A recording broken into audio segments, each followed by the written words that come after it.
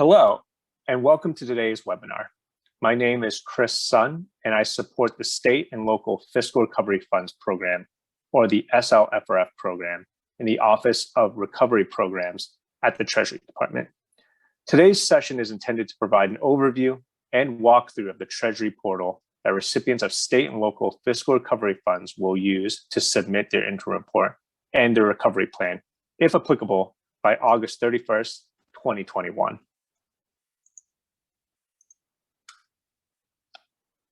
First, let me thank you all on behalf of the Office of Recovery Programs for all that you are doing to support your communities in the recovery from the coronavirus pandemic. Your governments and workers have been on the front lines of this for more than a year, and the whole team here at Treasury is dedicated to supporting you in these efforts. The American Rescue Plan Act of 2021 provided much needed funds to support the critical needs of communities across the country. The American people also expect all of us to ensure they are used wisely and to take every effort to prevent waste, fraud, and abuse. One of the responsibilities of SLFRF recipients is to report on the use of funds.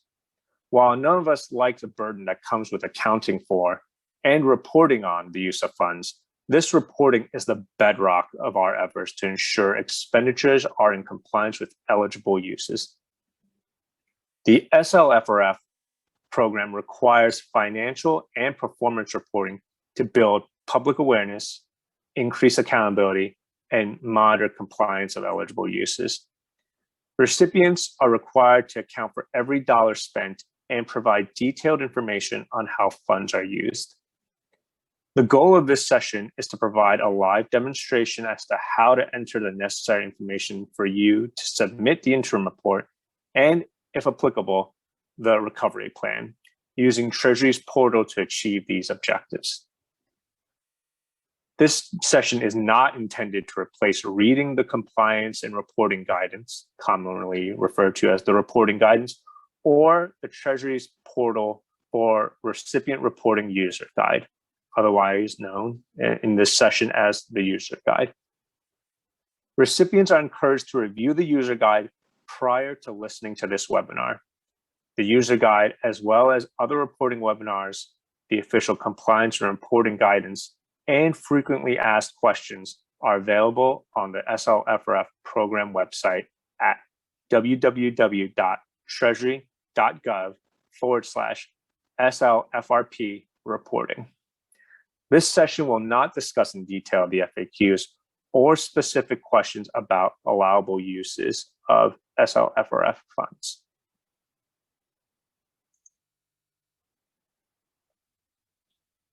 Finally, before we get started, here are some resources for more information about the State and Local Fiscal Recovery Fund.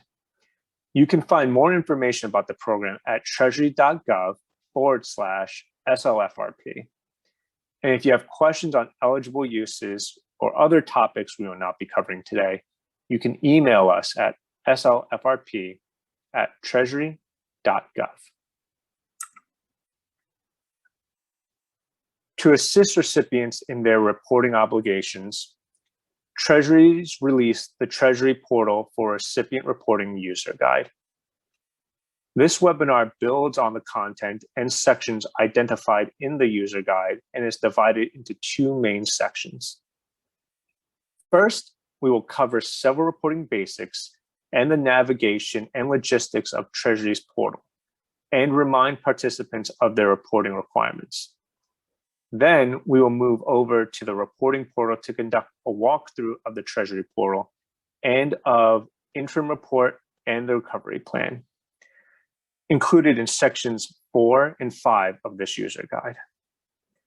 We note that the user guide also includes a section with frequently asked questions around reporting, as well as an appendices providing an overview of the bulk file upload activities and key terminology that recipients should keep in mind when fulfilling the reporting obligations.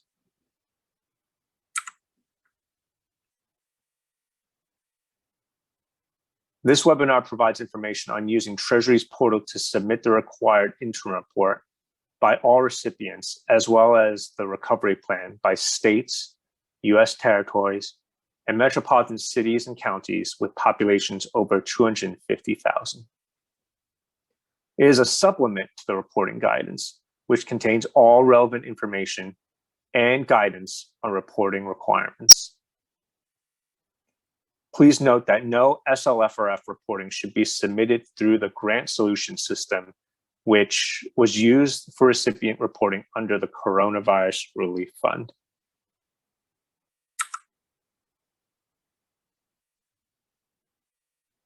SLFRF recipient organizations are required to designate staff or officials for the following 3 roles in managing reports for their SLFRF award.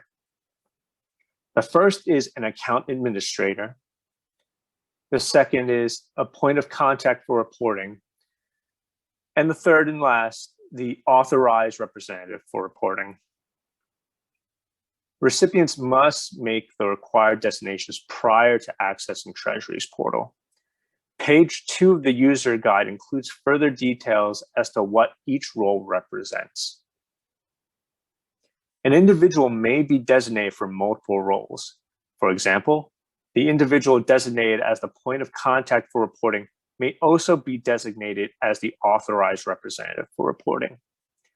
In addition, the recipient may designate one individual for all 3 roles. Multiple individuals can be designated also for each role. The guidance on the process for designating individuals for the 3 roles and logging into the system was provided via email to SLFRF recipients. The designated individuals' names and contact information will be pre-populated in the recipient profile portion of the recipient's SLFRF reports.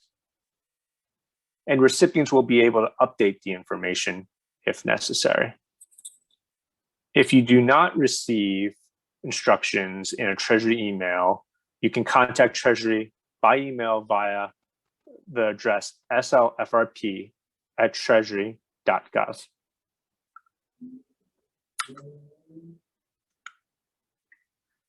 You can follow along with this section starting on page 3 of the user guide.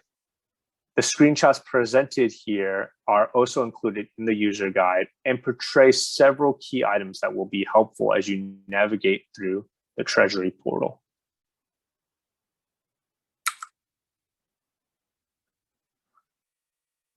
Once you are set up as a designated user of the system, you will need to log into the portal in the screen shown here.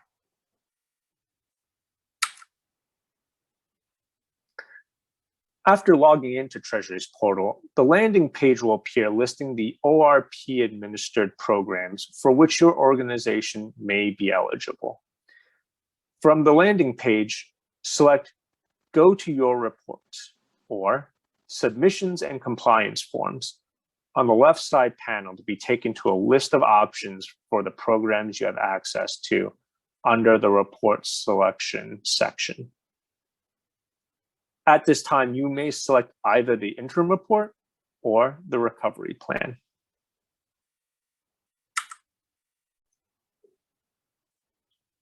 The navigation bar, which appears at the top of the Treasury portal screen, allows you to navigate between modules. Each tab constitutes one module. Generally, you will be led through these in order by the user guide, but can navigate forward or backwards to update information as needed.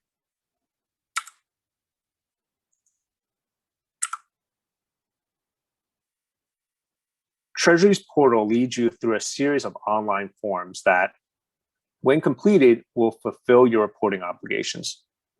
While navigating through Treasury's portal and submitting required information, users will have the option of manually entering data directly into the portal or providing information via a bulk upload file that includes all relevant information in a Treasury-approved process and format.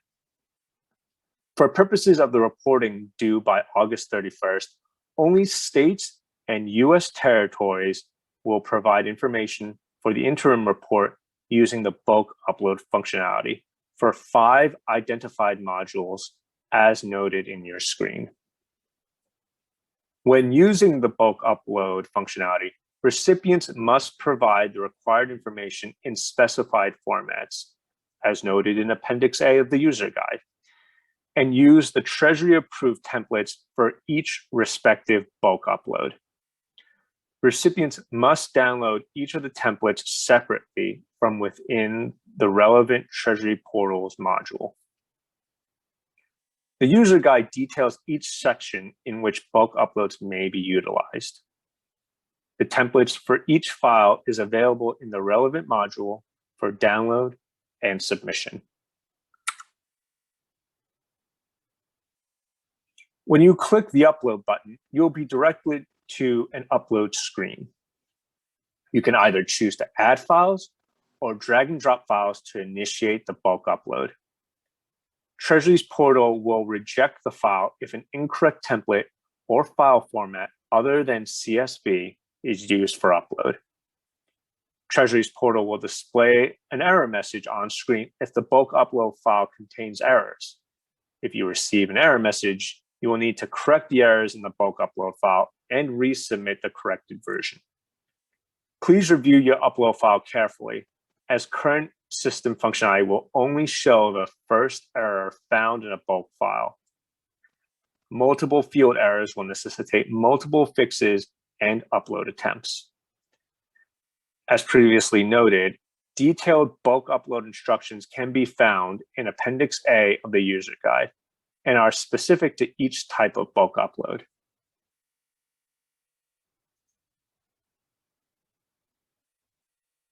There are 5 unique bulk file upload templates to submit with the interim report. The 5 are as follows. The first is the NEU distribution for eligible NEUs. Second is the NEU distribution for ineligible NEUs. Third is NEU distribution for transactions. Fourth is non-UGLUG distribution file. The fifth is non-UGLUG transactions. Each of the 5 bulk file upload templates contain instructions on how to populate the respective fields within each file. When adding content to each template, please follow the help text, which will provide what is needed and isn't permitted for each cell. Each module in the web application provides a link to download the template. All templates have the same structure. Recipients will enter the data starting row 8 of the file. Please do not change the contents of rows 1 through 7. Rows 4 through 7 provide the metadata of each data element or column of the information that respondents will provide. Add your data starting in row 8, column B. Appendix A of the user guide again includes further details and instructions.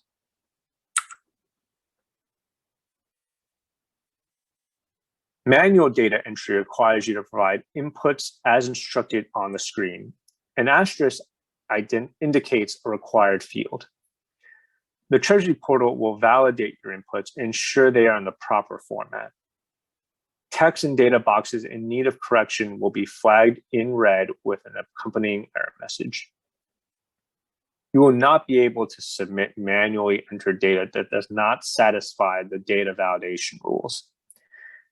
When filling out detailed narratives, we recommend that you type the responses in a word processing application, such as Microsoft Word, to minimize grammatical errors, track word counts, and precisely answer all required narrative details.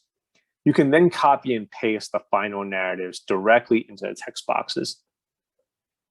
The text boxes can be expanded by clicking and dragging the icon in the bottom right corner. We will now turn to the demonstration of the Treasury's portal and walk you through the reports.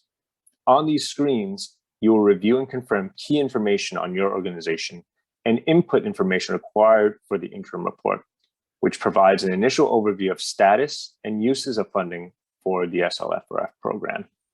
The interim report is a one-time report due August 31st, 2021, which covers spending from March 3rd to July 31st, 2021. It requires a breakdown by all expenditure categories.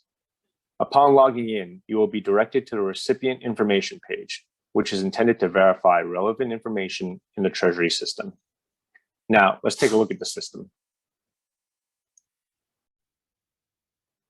Once you're on this screen, please confirm that your recipient profile data, pre-populated from your SLFRF program application file, is accurate. You will see here that we've already populated these fields with sample information. If you have previously entered a DUNS +4 extension number, it will appear here. If you have a DUNS +4 extension number and the field is not populated, update as necessary. Use numbers to enter the information. If not, the system will indicate that you have an error. The screen will also display the names and contact information for individuals the recipient has designated for key roles for the SLFRP program. Instructions to designate or change these individuals was emailed to recipients. Use the text box at the bottom to flag errors, notifying Treasury if any information is incorrect. If you have any issues with the information presented or have issues with the functionality, contact us at slfrp@treasury.gov. Once all fields have been reviewed and verified, click the next button to proceed to the following screen. After navigating to this screen, please enter data pertaining to the cumulative obligations to date and the cumulative expenditures to date for each of the expenditure categories as applicable. The cumulative obligations to date and cumulative expenditures to date must be disaggregated between the listed expenditure categories.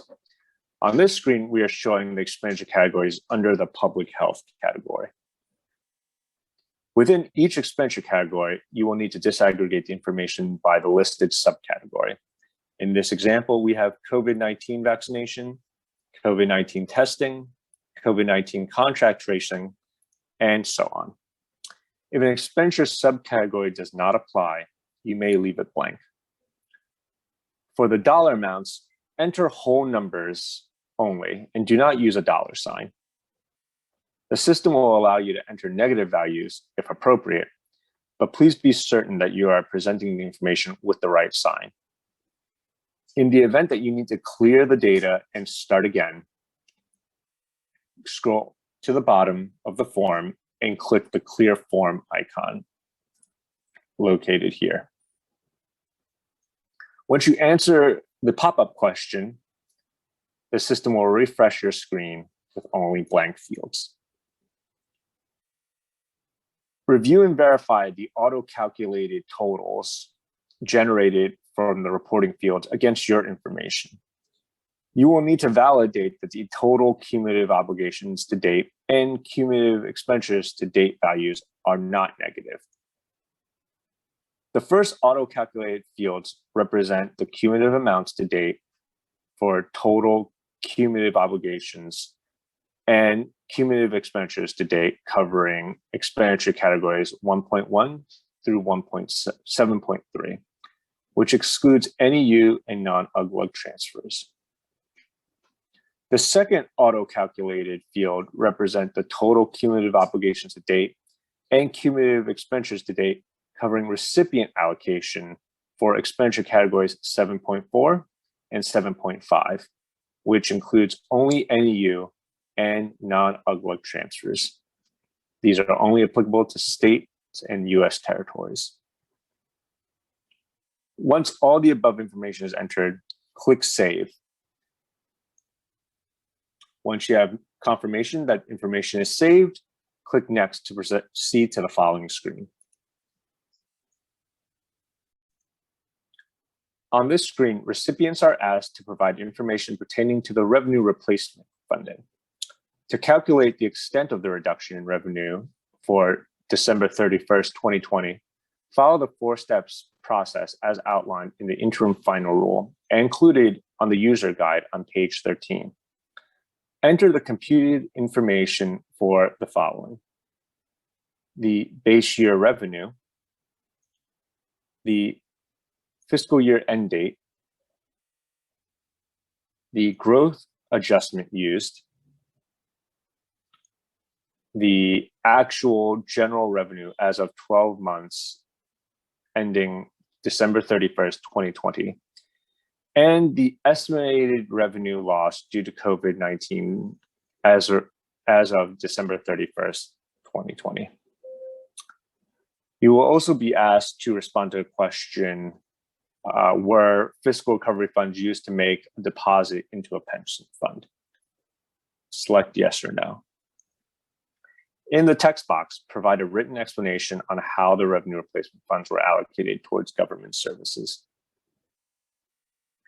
If you need to clear the data in this form, you can hit the Clear Form button. Once all the above information is entered, click Save and click Next to proceed to the next screen.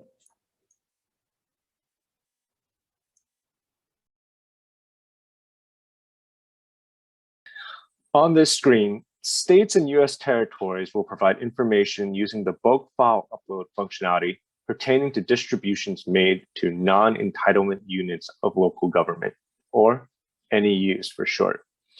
Users not classified as a state or territory will not see this screen. The following NEU distribution templates are included in this section. First being the NEU distribution template for eligible NEUs, the NEU distribution template for ineligible local governments, and finally, the NEU distribution template for transactions. As a recipient, you can download each template from the Treasury's portal screen with the link provided, just like so. Fill the downloaded templates with information specific to the distributions to NEUs. Refer to Appendix A of the user guide for additional information in terms of the format and content of the bulk upload files. Upload each NEU distribution template separately as a CSV file using the respective upload buttons on the screen as demonstrated here. Each file must be loaded separately. After uploading the applicable templates and documentation, provide a written summary of the state's NEU distribution process, including any substantive instructions or guidance provided to the NEUs. Further down the page, you'll find that the section for entering data on non-units of general local government is available and is only applicable to the states Alaska, Connecticut, Massachusetts, Rhode Island, Vermont, territories of the U.S. Virgin Islands, and American Samoa. Here, the applicable recipients will provide information using the bulk file upload functionality pertaining to distributions made to units of general local government within counties that are not units of general local government, or non-UGLOGs for short.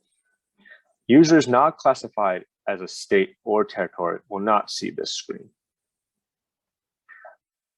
The following non-UGLOG distribution templates are included in this section. The non-UGLOG distribution template, and the non-UGLOG transactions template.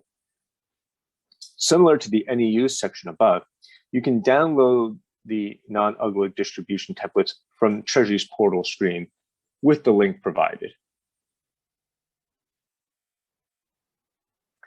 As before, once you've downloaded the template, you will fill the template with information specific to the recipient and units of general local government within non-UGLOG counties, as per section 3 of the user guide. Refer to Appendix A of the user guide for additional information in terms of the format and content of the bulk upload files. Upload the non-UGLOG distribution template and non-UGLOG distribution transaction template by using the respective upload button found on your screen. You can also drag the files into the upload section to get it to upload. Each template, again, must be uploaded separately as a CSV file. After uploading the applicable template and documentation, provide a written summary of the state's non-UGLUG distribution process to date. Include any substantive instructions or guidance provided to the non-UGLUG, including key guidelines, guidance, or anything else pertinent. Once all of the above information is entered, make sure to click Save to save your work. Once you have saved your work in the form, click Next to proceed to the following screen.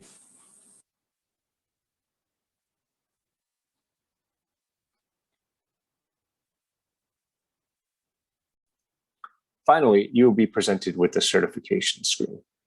On this screen, the authorized representative for reporting will be asked to certify information pertaining to the interim report. Users who are not designated as an authorized representative for reporting will not be presented with this screen. Please review carefully the summarized info to ensure that the data in your interim report submission matches your own records. If you scroll down, you will see that the authorized representative's name, title, telephone number, and email address will be presented on the screen for review. In addition, a brief summary of the information entered in prior screens will be available. Please review carefully the summarized info to ensure that the data in your interim report submission is accurate and matches your own records. Please note that the NEU and non-UGLUG sections of this screen are not applicable to tribal governments. Once all of the information is validated, click the Certify and Submit button to complete the entry. By certifying this submission, the authorized representative for reporting is confirming that all report information is accurate and approved for submission.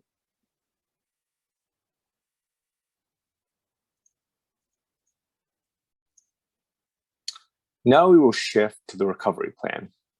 States, U.S. territories, and metropolitan cities and counties with a population over 250,000 are required to submit the recovery plan on an annual basis.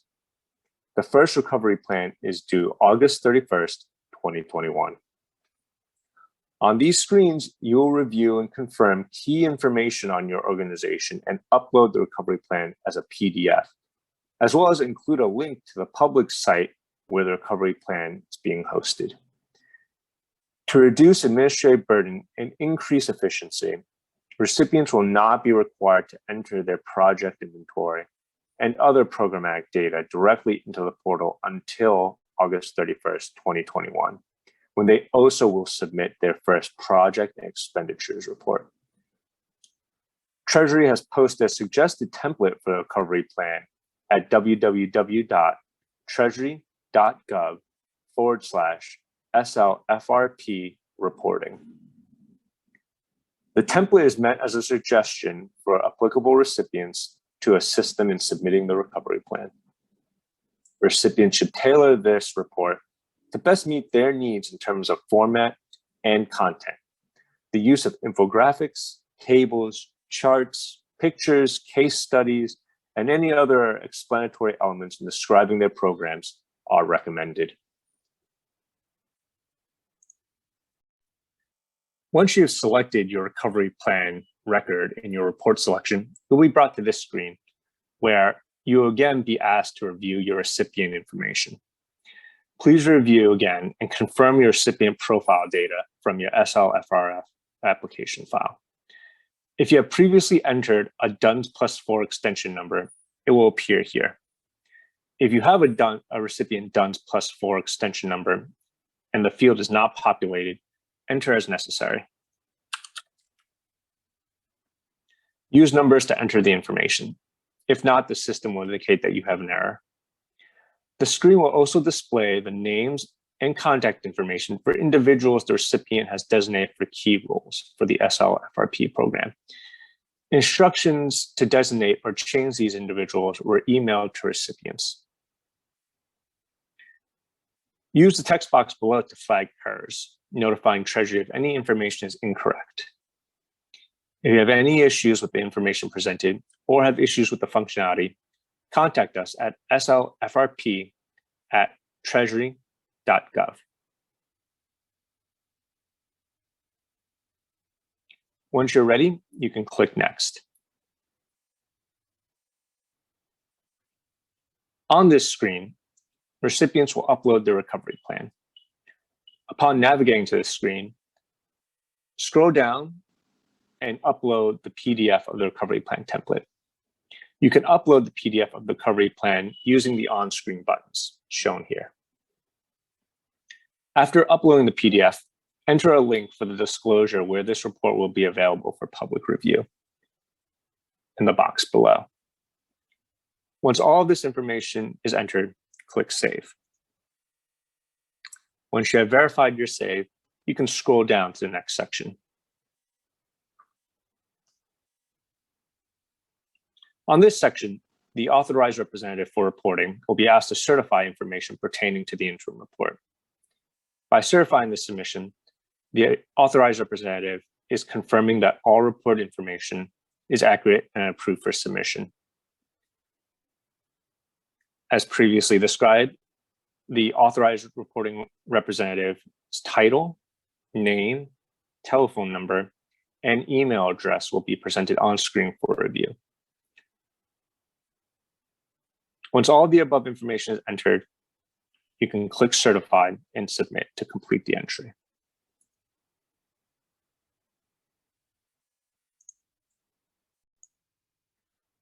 Now that we've covered how to submit your interim report and your recovery plan, let's turn to other sections of the user guide that may be helpful to you as a recipient.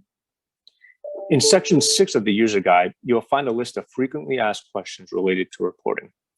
Please refer to the user guide for a full listing of FAQs. Similarly, in Appendix B, we've included key terminology as of the release of the user guide. It includes common terms and definitions. It may be updated in the future as needed.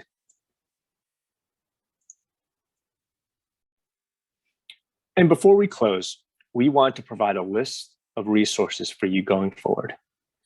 As previously noted, you can find more information about the program at www.treasury.gov/SLFRP. Also, you can find more information on reporting obligations at www.treasury.gov/SLFRP reporting. And again, should you have any questions on eligible uses or other topics not covered in this webinar, you can email us at slfrp@treasury.gov. This concludes this webinar on Treasury's portal for recipient reporting user guide.